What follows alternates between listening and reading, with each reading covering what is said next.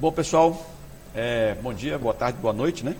Não sei quando é que vocês vão estar assistindo esse vídeo, espero que qualquer hora do dia, mas eu fui convidado na verdade, compelido, né, a falar um pouco aqui sobre o conceito de conhecimento, né? Quando fala de conceito, é porque eu realmente vou tentar colocar alguns conceitos inerentes ao que eu observo em termos de conhecimento e, obviamente, fazendo também algumas analogias com o que os autores já escreveram sobre isso.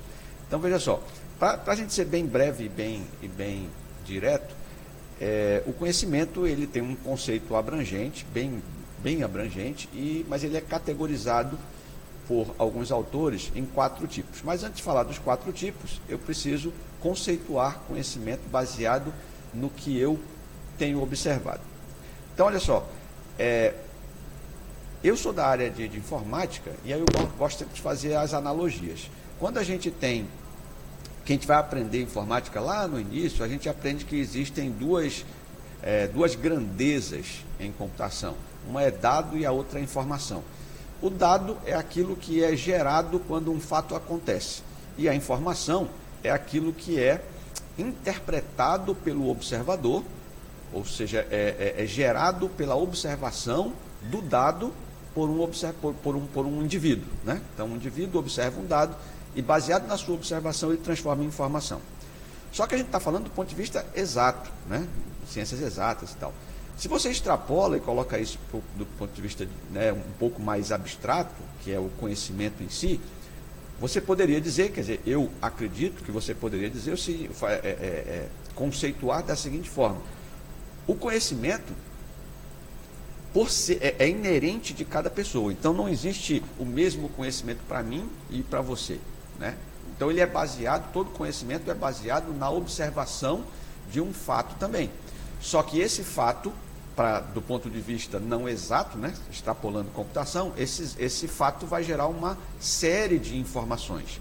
E essas informações precisam ser, obviamente, interpretadas, precisam ser capturadas, analisadas por um sujeito, e esse sujeito vai, então, reunir um conjunto dessas informações e transformar em conhecimento. Para quem? Para ele, né? Então, na verdade, se eu pudesse resumir, o conhecimento é um conjunto de informações devidamente observadas por um indivíduo e é daí que surge o conhecimento, né? Um conjunto de informações interpretadas gera um conhecimento específico.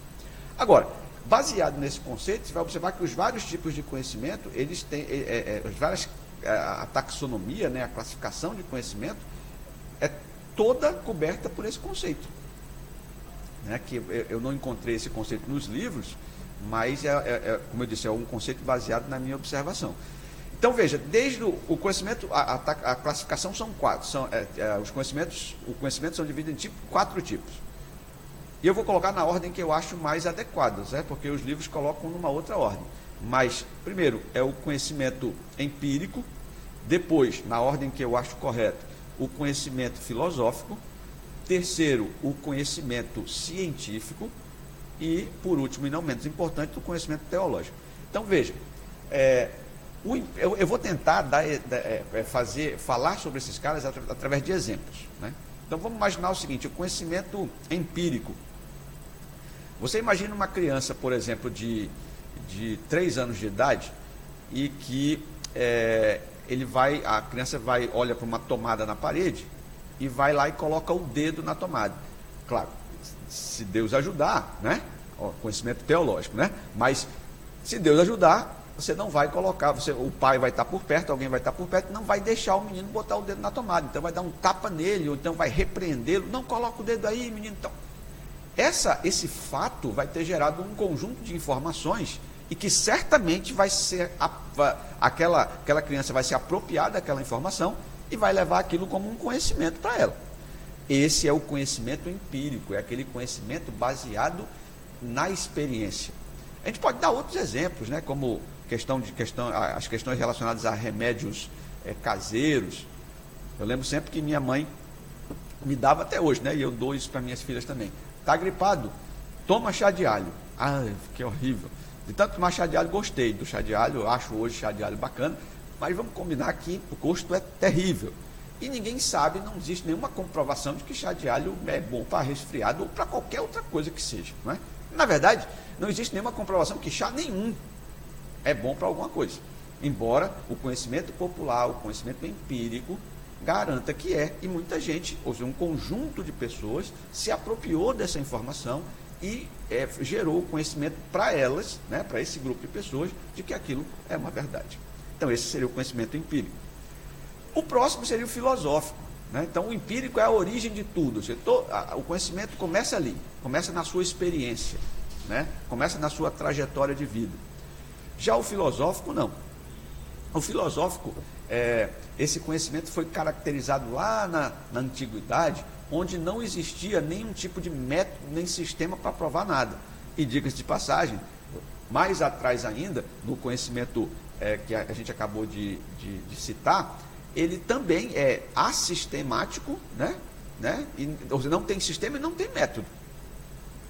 Tá para nada, para esse conhecimento empírico. E lembra que o conhecimento empírico, eu falei do bebezinho e tal, mas lá da época das cavernas, né? O camarada sabia que tinha que ficar seguro ali, tinha que ficar dentro da caverna, senão os animais comiam ele. Baseado em que ele chegou nessa conclusão? Observações empíricas de fatos da vida real dele lá. Mas, quando chegou ali com a evolução da história, as pessoas começou a surgir pessoas que se dedicavam pura e simplesmente a pensar sobre fatos que aconteciam, sejam fatos sociais, naturais, enfim, pensar a respeito. E esses camaradas, eles não tinham o que nós temos hoje, não tinham limite, eles não ficavam dentro do colchete deles, ou seja, não ficavam dentro da caixinha, eles não tinham métodos a seguir, eles não tinham nada a provar, eles só precisavam pensar a respeito. Aí você vê, a gente não sabe se é verdade ou não, mas você vê a história de Isaac Newton, que observou uma maçã caindo na cabeça dele, embaixo de uma árvore, e dali surgiu um monte de teoria, mas até que se provasse aquilo, era simplesmente um conhecimento filosófico. Outra, que eu não me lembro exatamente quem foi, mas o camarada, que é um grande lapso meu, né? Mas o camarada que observou que a Terra não podia ser plana. Ora, ele estava pensando a respeito. Como é que ele foi comprovar isso? Bom, não tinha, tanto é que foi, né, esses filósofos que chegaram para quebrar paradigmas à época, como eles não tinham como comprovar, ou as comprovações não eram aceitas da época, sofreram retaliações imensas, mas eram conhecimentos baseados em pensamentos, em observações, sem a necessidade de comprovar ou sem a preocupação com se comprovar nada. Conhecimento filosófico. Bom, evoluímos mais um pouquinho e aí nós não podíamos chegar onde chegamos hoje, em termos sociais, né, científicos e tal, se nós não tivéssemos o conhecimento científico. Esse sim, é um conhecimento baseado em comprovações, baseado em métodos para comprovar ou para refutar determinada hipótese. Né? É o que nós conhecemos hoje como métodos científicos, pesquisas científicas e tal.